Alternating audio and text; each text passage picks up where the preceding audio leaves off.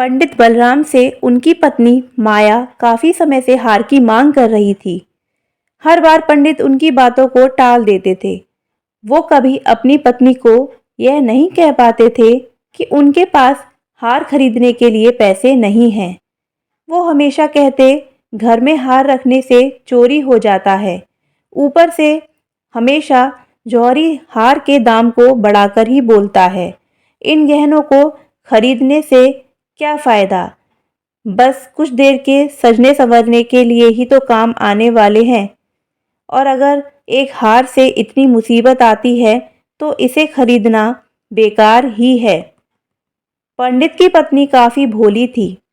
वो हमेशा अपने पति की इन बातों में आ जाती थी, लेकिन दूसरी महिलाओं के पास गहने देखकर उसके मन में होता था कि काश मेरे पास भी ऐसा जेवर होता। वैसे पंडित थोड़ी मेहनत करते तो अपनी पत्नी के लिए हार खरीद सकते थे, लेकिन उन्हें सिर्फ भोजन करना और आराम करना ही पसंद था। वो अपने आलस के कारण पत्नी की चार बातों को सुनना भी बुरा नहीं मानते थे।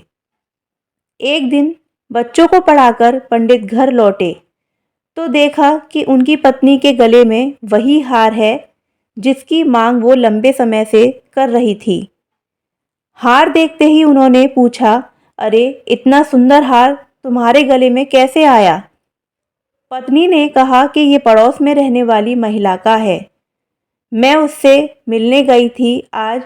उसने जब मुझे ये हार दिखाया तो मैं इसे पहनकर आ गई ताकि तुम इसे देख लो। मुझे बस ऐसा ही हार चाहिए।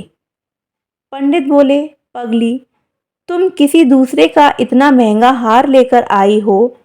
अगर चोरी हो गया तो यह बनवाना भी पड़ेगा और बदनामी होगी। पंडित की पत्नी कुछ सुनने को तैयार नहीं थी।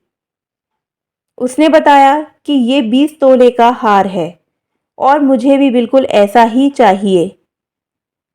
पत्नी की जिद सुनकर पंडित को घबराहट होने लगी। तभी पत्नी बोल पड़ी, जब सारी महिलाएं ऐसे हार पहनती हैं तो मैं आखिर क्यों नहीं पहन सकती? गुस्से में पंडित बोले, सब कुएं में कूदेंगे तो क्या तुम भी कूद जाओगी? ऐसा नहीं होता कि जो दूसरे करें उसे हम भी करें। फिर पंडित ने दिमाग लगाकर अपनी पत्नी को बताया कि देखो, इस हार की कीमत आने वाले समय में घट जाएगी। अगर आज मैंने 1000 में लिया तो 1 साल बाद ये 600 रुपये का हो जाएगा और फिर 5 साल में इसकी कीमत सिर्फ 300 ही रह जाएगी। यह काफ़ी बड़ा नुकसान है। इसे सहकर मैं हार नहीं खरीद सकता। तुम जल्दी से इस हार को वापस कर दो। इतना कहकर पंडित घर से बाहर चले गए। उसी रात माया ने एक चोर को अपने घर में देखा। वो चिल्लाने लगी। जब पंडित ने कहा कि क्या हुआ तो वो बोली, मैंने अभी एक परछाई को देखा है। वो घर में अंदर आ गया है। वो पक्का चोर है। पंडित ने जल्दी से अपनी छड़ी और लालटेन पत्नी से मांगी। पत्नी ने कहा कि मैं डर के मारे उठ ही नहीं पा रही हूँ। तभी बाहर से कुछ लोग आ गए। उन्होंने पंडित से पूछा, क्या हुआ? घर में चोरी हुई है क्या? पंडित की पत्नी माया बोली, नहीं, वो ऊपर छत से नीचे की ओर कूदा था और फिर हमारे बिस्तर के पास से तेजी से भाग गया। मैंने उसकी परछाई देखी थी।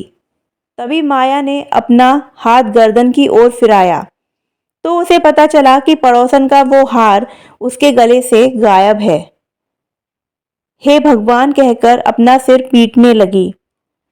पंडित बलराम शास्त्री ने पूछा, तुम उस हार को उतारकर क्यों नहीं सोई थी? सहमी सी आवाज में माया बोली कि मुझे क्या पता था कि आज ही घर में इतनी बड़ी मुसीबत आ जाएगी। तभी पंडित ने कहा कि मैं कहता था कि जेवर सब मुसीबत लेकर आते हैं। अब समझ में आया या नहीं? पंडित के पड़ोसियों ने तब तक पूरा घर छान मारा, लेकिन कोई चोर नहीं दिखा। छत पर भी देखा पर कुछ हाथ ना लगा। एक पड़ोसी बोला, लगता है किसी जानने वाले ने ये काम किया है। दूसरे पड़ोसी ने कहा, देखो, घर के लोगों द्वारा बताए बिना किसी को कुछ पता नहीं चलता। हार के अलावा और क्या चोरी हुआ है वो देखना चाहिए। पंडित की पत्नी माया बोली, सब कुछ तो दिख ही रहा है, संदूक भी बंद है और बर्तन भी सारे घर में हैं। उस चोर को पराए लोगों का सामान ही ले जाना था। मेरा कुछ ले जाता, वो गहना ले गया जिसकी मैं मालकिन नहीं थी। अब हार का मजा आ गया ना तुम्हें? कितना समझाया था, लेकिन तुम्हें कुछ समझ में आए तब ना, पंडित जी ने कहा। माया बोली, पूरे 20 तोले का था। अब कह दूंगी उसे कि चोर ले गया, जो लेगी हार के बदले ले ले। पंडित ने झल्लाते हुए कहा कि तुम्हें बदले में हार ही ना देना पड़ेगा। पत्नी ने पूछा कि इतना पैसा तो है नहीं, इसका इंतजाम कैसे होगा? पंडित बोले, कुछ ना कुछ तो करना ही पड़ेगा, नहीं तो बदनामी होगी। तुमने उसका गहना रखकर बहुत बड़ी भूल कर दी है। माया ने दुखी होते हुए कहा कि मेरा भाग्य ही खराब है। दूसरों की चीज गले में डालकर मुझे क्या सुख मिला था, मैं इसे पहनकर ही सो गई। उसके पति ने कहा कि अब खुद को दोष मत दो, देखते हैं कुछ ना कुछ कर लेंगे।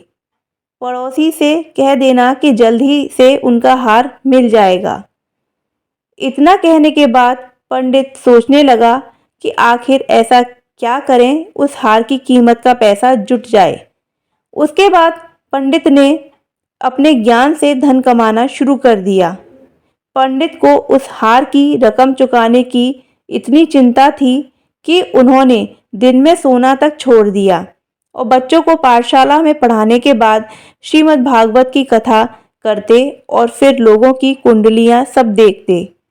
इतना करते करते देर रात तक जागते और फिर सुबह पाठशाला में बच्चों को पढ़ाने के लिए चले जाते। इस तरह दिन रात एक करके उन्होंने 6 महीने तक किसी तरह से उस हार की रकम जितना पैसा जमा कर लिया। जैसे ही हार की रकम पूरी हुई, पंडित सीधा ठीक वैसा ही जेवर खरीद कर ले आए और अपनी पत्नी के सामने रख दिया। पंडित की पत्नी माया पहले तो हार देखकर बहुत खुश हुई।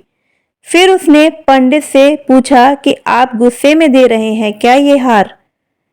जवाब में पंडित ने पूछा, गुस्से और नाराजगी जैसी क्या बात है? उसका हार हमारे घर से गायब हुआ था तो उधार तो चुकाना ही है। इतना सुनकर पंडित शास्त्री की पत्नी बोली, नहीं, ये उधार नहीं है। पंडित ने कहा, चलो उधार ना सही, बदला तो है, जाओ उसे दे आओ। उसकी पत्नी बोली, नहीं नहीं, ये बदला भी नहीं है। गुस्से में पंडित ने पूछा, अब तुम ही बता दो क्या है? पत्नी माया ने कहा कि यह आपकी तरफ से मुझे दिया गया तोहफा और निशानी है। उस रात हार चोरी नहीं हुआ, मैंने तो बस ऐसे ही शोर मचा दिया था। हैरान होते हुए पंडित ने सवाल किया, सही में? माया ने कहा, हाँ, सच में। पंडित ने फिर सवाल पूछा, तो तू मेरा कौशल देखना चाहती थी? जैसे ही पत्नी ने हाँ में जवाब दिया, पंडित बोले, तुम्हें कोई अंदाजा नहीं है कि इस कौशल के लिए मुझे क्या सब मूल्य चुकाना पड़ा है। पत्नी ने मासूमियत से पूछा, 600 से भी ज्यादा क्या? पंडित ने भारी मन से कहा, हाँ, बहुत ऊपर।